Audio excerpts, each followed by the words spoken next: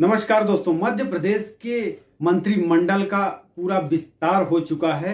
नए नए मंत्री बनाए जा चुके हैं। कुल 28 मंत्री बनाए जा चुके हैं, जिसमें से कि 18 मंत्रियों को कैबिनेट मंत्री बनाया गया है, तो राज्य मंत्री बनाया गया है और कुछ को स्वतंत्र प्रभार राज्य मंत्री भी बनाया गया है। इस तरह से 28 मंत्रियों की सूची तैयार हो चुकी है।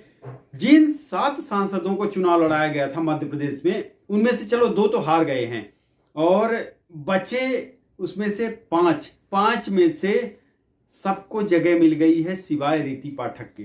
सभी को मंत्री बनाया गया। बस एक रीति पाठक ऐसी सीधी की जो भूतपूर्व सांसद और अब की सीधी विधानसभा क्षेत्र से विधायक हैं, उनको मंत्री नहीं बनाया गया है। सीधी वाले काफी दुखी हैं, जिन्होंने उनको वोट किया था ना सीधी विधानसभा क्षेत्र से। सोच रहे हैं भाई, इतनी एक सांसद को विधानसभा का चुनाव लड़ाया गया, विधायक बनी हैं, 2 बार से सांसद रही हैं। अजय सिंह राहुल भैया को पिछली लोकसभा चुनाव में 3 लाख वोटों के अंतर से हराया था, उनको मंत्री नहीं बनाया गया है। बहुत सारे लोगों के मन में विचार आ रहा है, खासकर सीधी विधानसभा क्षेत्र, सीधी जिले विंध्य प्रदेश से आ रहा कि इतने बड़ी नेता हैं, एक इतनी बड़ी महिला नेता है बीजेपी की विंध्य क्षेत्र में, उनको मंत्री क्यों नहीं बनाया गया है। प्रतिमा बागरी को बना दिया गया। हालांकि रैगांव विधानसभा सीट से प्रतिमा बागरी जीती हैं, उनको मंत्री बनाया गया है। विंध्य क्षेत्र में केवल इस बार जगह दी गई है, पता है किसको? एक तो राजेंद्र शुक्ला को, उनको तो सीधा छलांगी लगा दिया है, डिप्टी सीएम बना दिया गया। एक प्रतिमा बागरी को। बाकी बड़े बड़े सीनियर नेता, इतनी बार से विधायक रहे नेताओं को मंत्री का पद नहीं दिया गया है। उसका एक कारण है, विशेष कारण है, क्योंकि एक तो उन्होंने राजेंद्र शुक्ला को ही मंत्री बनाकर उनको, बीजेपी को लग रहा है कि अब हमने पूरा विंध्य क्षेत्र साध लिया है। दूसरा, इधर सतना से बना दिया है प्रतिमा बागरी को रैगांव विधानसभा सीट से। अब गणेश सिंह चुनाव हार गए, नहीं तो गणेश सिंह मंत्री अवश्य बनते। अब क्या है कि बाकी के सारे अब आप ये देख लीजिए, मऊगंज विधानसभा सीट से प्रदीप पटेल हो गए, उनको मंत्री नहीं बनाया गया है। भूतपूर्व विधानसभा अध्यक्ष गिरीश गौतम, इतने सीनियर नेता, इस बार लग रहा था कि कांटे की टक्कर चाचा भतीजे की, उनको मंत्री का पद नहीं दिया गया। विधानसभा अध्यक्ष के बाद सीधा एक तो ऊंची कुर्सी पे बैठ रहे थे कब, और अब सीधे बैठेंगे नीचे विधायक बन के। वो ये देख लीजिए, बीजेपी में यही सब चीजें तो है। एक बार ऊपर का पद दे के फिर नीचे का भी। आपने देखा होगा बहुत पहले बाबूलाल गौड़ जो कि मुख्यमंत्री थे, बाद में उन्होंने वो फिर शिवराज सिंह चौहान के सरकार में मंत्री, कोई छोटे मोटे मंत्री भी बने हैं।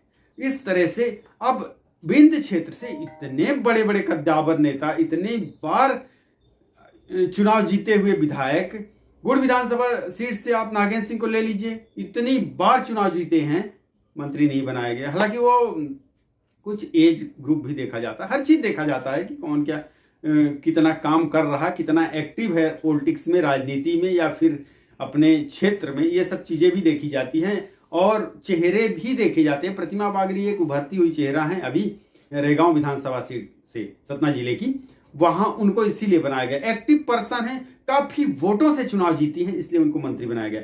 रीति पाठक का तो लग रहा था चुनाव कहीं ये त्रिकोणी ना हो जाए। रीति पाठक हालांकि 2 बार लोकसभा चुनाव जीती हैं, रीति पाठक 2 बार लोकसभा चुनाव जीती हैं और बड़े नेता को, अजय सिंह राहुल भैया जैसे नेता को हराया उन्होंने लोकसभा में।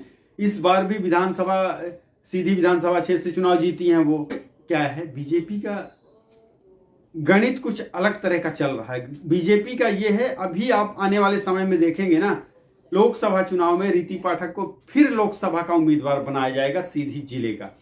रीति पाठक लोकसभा चुनाव लड़ेंगी और अभी पता है बीजेपी को 6 महीने रह रहे हैं लोकसभा के चुनाव के, तो उसमें से क्या ही अब करेंगे, क्या लोकसभा बनाएं। अभी साथ रहे हैं अपना विधानसभा। लोकसभा चुनाव में रीति पाठक लोकसभा का चुनाव लड़ेंगी, जीतेंगी, सीधा केंद्र में मंत्री बनेंगी इस बार। उनके लिए बीजेपी सरकार ने कुछ बड़ा सोचा है। जितने भी लोग जुड़े हुए हैं ना रीति पाठक से, और निराशा हाथ लगी है, निराश हो रहे हैं, निराश होने की जरूरत नहीं है। बीजेपी बड़ा सोचती है, हमेशा 2 कदम आगे का सोचती है। आप क्या सोच रहे हो, शिवराज सिंह चौहान को घर थोड़ी ना बिठाया है, घर बिठा दिया हो, उनको मुख्यमंत्री नहीं बनाया है। शिवराज सिंह चौहान रक्षा मंत्री बनने जा रहे हैं।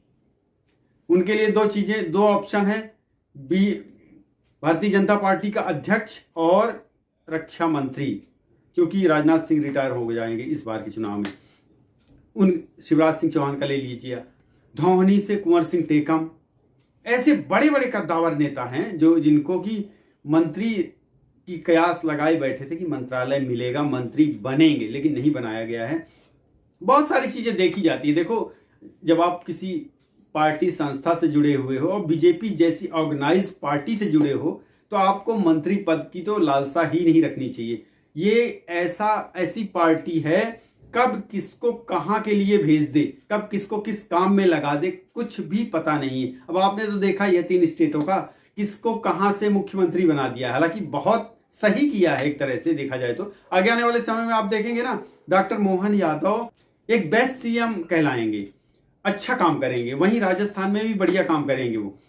तो इस तरीके से बीजेपी का खेल है। अभी आगे आने वाले समय में आप देखेंगे बहुत सारी चीजें हैं। और रही बात योजनाओं की, जो शिवराज सिंह चौहान ने लाडली बहना योजना शुरू किया है ना, वो चलती रहेगी।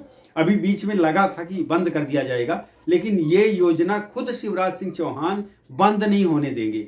और खासकर तब तक बंद नहीं होने वाला है गाइस जब तक कि ये लोकसभा के चुनाव नहीं हो जाते। बाद में इसी लाडली बहना योजना का आप स्वरूप बदला हुआ देखेंगे। जो अभी लोग कई सारे जो कि सक्षम लोग हैं ना, वो भी जुड़े हुए हैं इन चीजों से, वो उनको साइड कर दिया जाएगा। आप ऑटोमेटिक छटनी हो जाएगी, उनको मिलना बंद हो जाएगा इस तरीके से।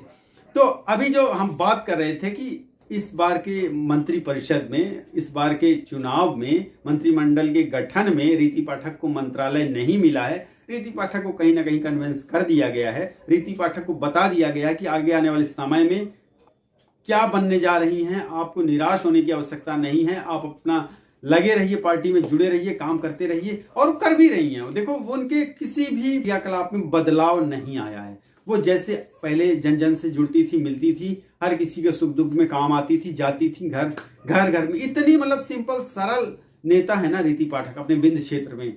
आप किसी के बर्थडे में बुला लो उनको, घर में बुला लो उनको, प्रेम से बुलाओ, वो आती हैं, पहुंचती हैं, हर किसी के सुख दुख में काम आती हैं। तो ये बहुत अच्छी उनका जो स्वभाव है ना, उनका बहुत अच्छा ये है।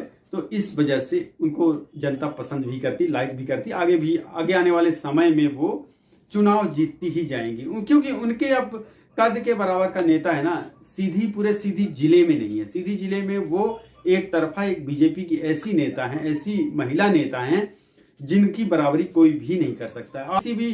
सीधी के किसी भी विधानसभा क्षेत्र से चुनाव लड़वा दीजिए या फिर बिंद क्षेत्र के किसी लोकसभा सीट से चुनाव लड़वाइए, जाहिर सी बात है जीतेंगी पक्का। तो इसी उम्मीद के साथ दोस्तों बने रहिए चैनल फाइंडोज पर। चैनल फाइंडोज को सब्सक्राइब कर लीजिए और वीडियो को लाइक करें, शेयर करें, अपने दोस्तों के साथ में कमेंट करें। आपको क्या लगता है, आप क्या होना चाहिए, सीधी रीति पाठक के साथ में कौन सा मंत्रालय मिलना चाहिए, क्या बनाना चाहिए, उनको क्या करना चाहिए, इस तरीके से कमेंट करिए। बहुत बहुत धन्यवाद, नमस्कार।